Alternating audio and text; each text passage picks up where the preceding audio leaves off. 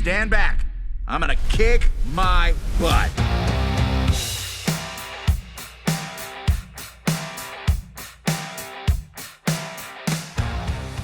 Kung Fu Panda 4. Yes, Po's legendary legacy has now become much bigger than just a trilogy, as he returns to the big screen to once again prove that he is worthy of the awesomeness that he holds. And I don't just mean his masterful skills in Kung Fu. I'm also talking about the film franchise that chronicles his stories. Ever since the first movie came out in 2008, Kung Fu Panda quickly rose up to the ranks among the most beloved IPs from DreamWorks Animation, not to mention being one of animation's greatest contributions to the martial arts genre. And as for me, I consider myself a Kung Fu Panda fan. I've honestly haven't seen any of the shows it spun off, but I've definitely had a great time with the movies. The first is all around awesome that sets a solid foundation for what was to come. The second is not only my favorite of the bunch, but I also consider it to be one of the best movies from the studio, and the third is a minor downgrade from before, but still maintains that spirit of what makes these movies fun and good. This time, however, having a fourth movie will be Po's biggest challenge yet, since very few film franchises are able to stay strong after expanding from their trilogy, let alone animated film franchises doing so. But if Po is able to break through that and make his fourth feature as good as his predecessors, he'll become the spiritual leader of both the Valley of Peace and film animation. Being the Dragon Warrior, it's who I am. Skadoosh. So now that the master of cartoon Kung Fu has returned, does the action still pack a punch, or is Kung Fu Panda becoming as soft as Po's belly? Let's find out.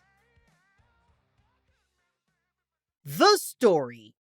It looks like Po's time as the Dragon Warrior has officially come to an end. Don't worry, it's not that anything bad happened to him, but it's because he was given a new title as the spiritual leader of the Valley of Peace. The only catch is that now he must find someone else to carry on the mantle of the Dragon Warrior, all while he sets out to stop the chameleon from gaining more power to become the most dominant force of the land. For someone like Po, that doesn't sound like an intimidating journey, especially with all the experience that he had in the past. And yet, that same experience reveals a critical flaw, not of Po, but of this movie. As we're getting into the fourth picture, it's becoming clearer that the Kung Fu Panda movies follow a formula with their stories. They come in variations to make them distinctly different from one another, but the steps that they take go like this. Po is given a new title that represents the growth he will experience in the feature by either Master Oogway or Shifu. At first, he doesn't understand what it means to have that title, and his first attempt to become that is a failure. At the same time, a powerful villain arises to threaten the land and take over through menacing force. But after going through a set of kung fu action and comedic moments, Po slowly realizes the meaning of his new title and uses it in order to take down the bad guy and save everyone. How did you do it? You just keep your elbows up and keep the shoulders loose. Not that. Of course, having that formula alone is not a bad thing. The previous three present how they can take that as a guide to form their own picture while still feeling fresh and exciting. With Kung Fu Panda 4, on the other hand, it only has that formula to create its narrative. Unlike the others in an unfortunate way, it's noticeable that the story is not a high priority, and that it serves less of a purpose in the film for it to be the driving force that brings the audience through the adventure. Instead, the plot feels more like an excuse to bring the movie from one action scene to the next with less effort to present something meaningful in between. That's why the fourth movie delivers this sense of repetitiveness with its formula. It doesn't provide as much substance in the writing, and by reducing the Kung Fu Panda movies to its basic structure, it becomes more noticeable how they work and leave little room for much surprises.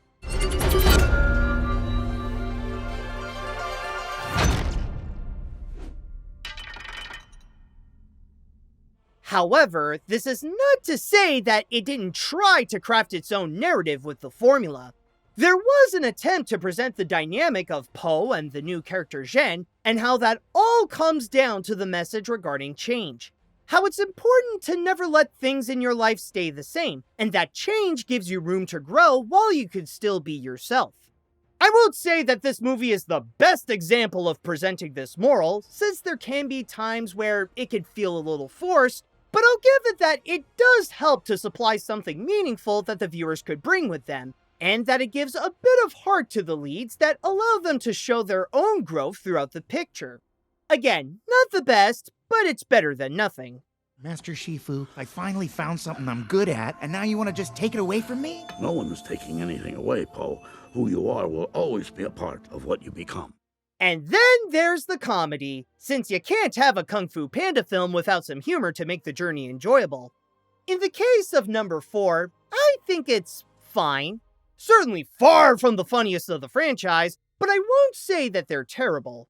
It's evident that the jokes are geared more towards kids, and while they are more likely to have some laughs with them, those who are older may find them to be a mixed bag, with some that can get a chuckle, while others will fail to impress.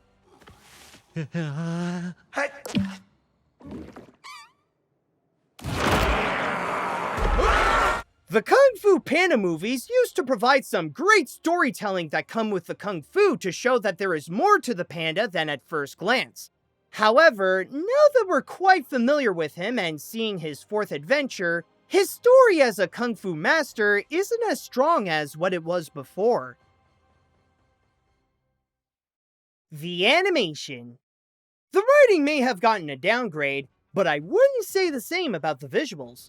To flip things around with this review, one thing that this movie guarantees to deliver is the exciting animation, still feeling as great as the previous films were, while still providing new ideas and updating its own technology in order to still stay fresh.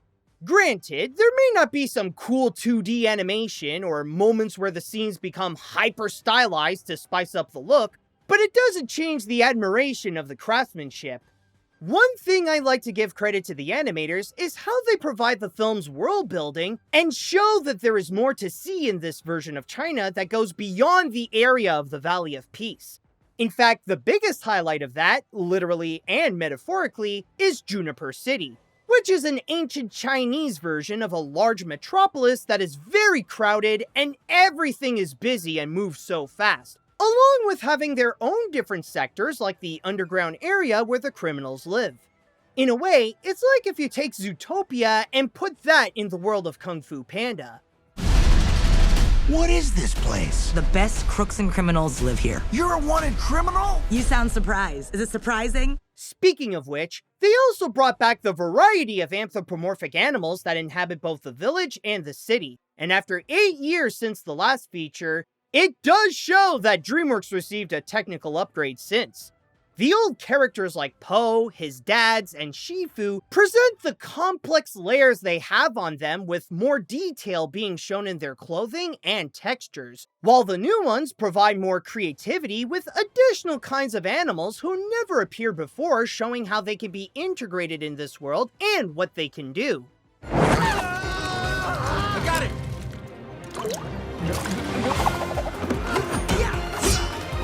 But when you watch a Kung Fu Panda movie, one of the main things you want to see is the Kung Fu, and they are indisputably the highlights of the picture.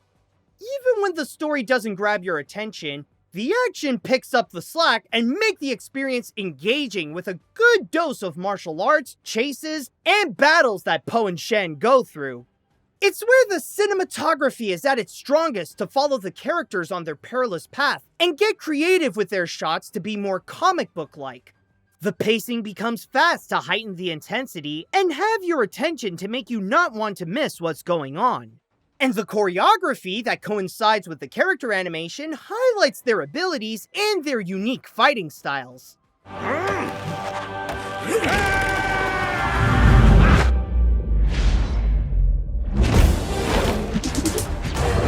But the biggest star of the visuals in this film is the chameleon, with her shape-shifting powers to become any fighter she can think of.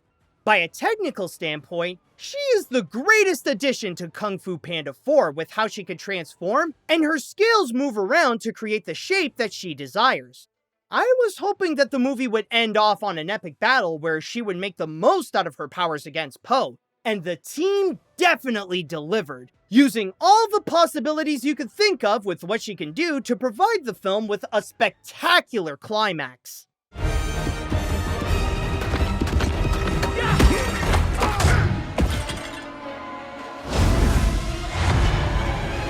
At the very least, the movie still keeps the Kung Fu in Kung Fu Panda alive and well, where the animation carries part of the franchise's tradition to be an exhilarating experience. The characters.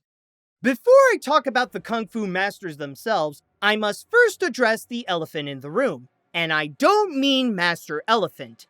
You may know this already, but the Furious Five are virtually not found in this movie, and the reason why is because they're just not.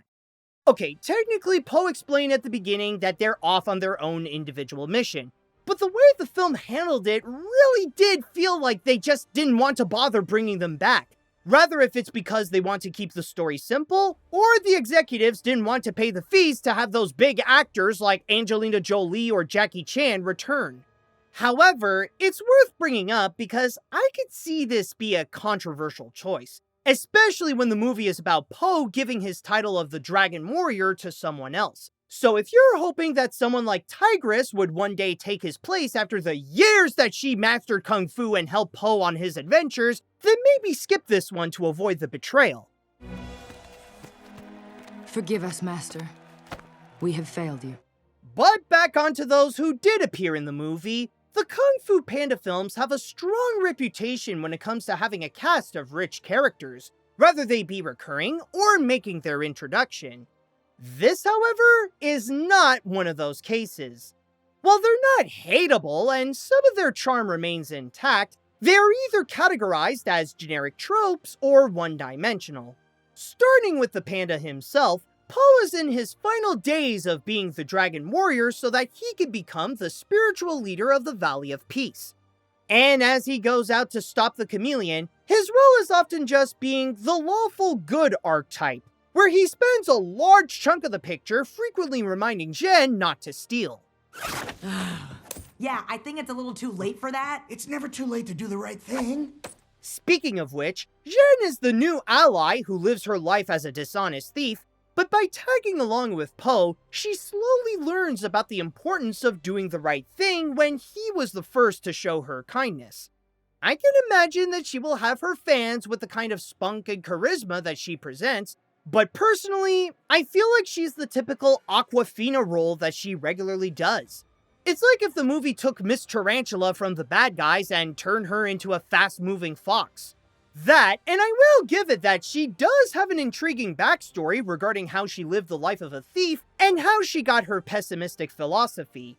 But without spoiling anything, the way they revealed a big part of that feels like it falls apart a bit by making her intentions a twist. Considering how that trope is becoming common in family films, I wish that the feature took a different approach to reveal who she is. The Dragon Warrior is gonna be mad when he finds out you took his stick. I am the Dragon Warrior. I'm just gonna say it. Nothing about you says dragon or warrior. Then you have Shifu, who gives Po his new role while still having a hard time to tolerate Po being Po, and you got the panda's two dads, Mr. Ping and Li. They play as the feature's comedic duo, but they were given more screen time than I feel like they should with this side plot where they try to catch up with Po to see if he's okay. I get that they're supposed to give him some parental support, but since I think the comedy is average at best, I feel like their purpose is to be more filler than funny.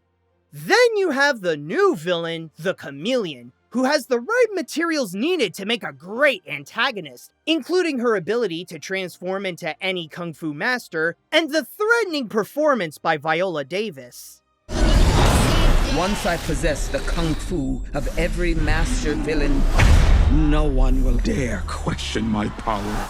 The only catch, however, is that she wasn't written well as a villain. She doesn't get that much screen time to really show who she is, and she ends up looking like the typical rule the world bad guy with elements that were copied from some of the other villains from the previous films. She could have been in the same ranks as them, but like her powers, the way she was handled just makes her look like a copycat. But speaking of those villains, one of the biggest selling points of the feature is the return of Poe's old enemies, Tai Lung, Lord Shen, and General Kai. Admittedly, as a fan, I did get excited to see how they would come back and what role they would play in this feature. And if you have the same questions as I did, well, best not to think too hard about it because their purpose is nothing more than fan service. At best, they only show up as quick cameos, and Tai Lung is the only one that gets to say a few lines. They're pretty much treated the same way as the Furious 5, so if you love the sensation of disappointment, then this movie is for you. You brought me back. Don't blame me. I tried to finish this in the regular realm. Yes, you do get to see your favorite kung fu fighters back, but it's noticeable that they got a downgrade. And while the new ones are not bad inclusions, they still pale compared to the other characters we had before. For a movie that encourages change, the kind that they gave to the cast is not satisfying.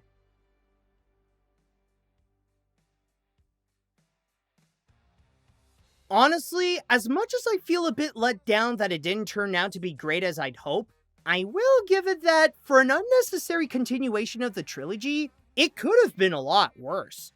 As a Kung Fu Panda movie, Kung Fu Panda 4 is a disappointment with how it is easily the weakest film of the franchise. But, as a feature on its own, it's okay. A mixed bag for sure, but when all of its elements, both good and bad, work together, they result in something that is just fine. While the writing is not as sharp as it used to be, with a weak story, comedy that's more just for kids, and characters that don't deliver much other than their martial arts skills, the animation did salvage the feature to become a bit more worthwhile to supply the same great action that we come to know and love from these movies. Not to mention that solid soundtrack by Hans Zimmer and Steve Mazzaro helping with the immersion of the experience. If you're a fan of the Kung Fu Panda movies, or you like your animated films to be exciting with a lot of action, then this is worth checking out. But I highly recommend to lower your expectations because you won't be getting much outside of the Kung Fu. But if you got your fill of what you're looking for with this review, then how about giving this a like and subscribe to my channel? You could join me in looking for more animated features that can really pack a punch.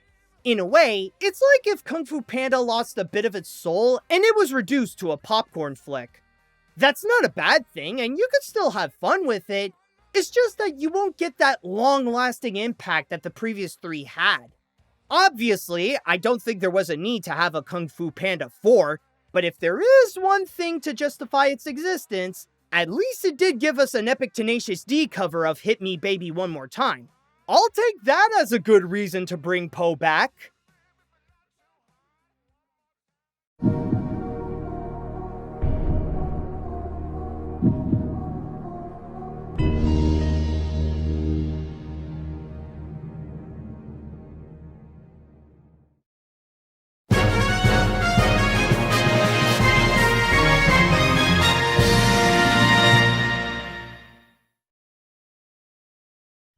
Told ya. You got me, oh great and powerful dumpling warrior. That's Dragon Warrior.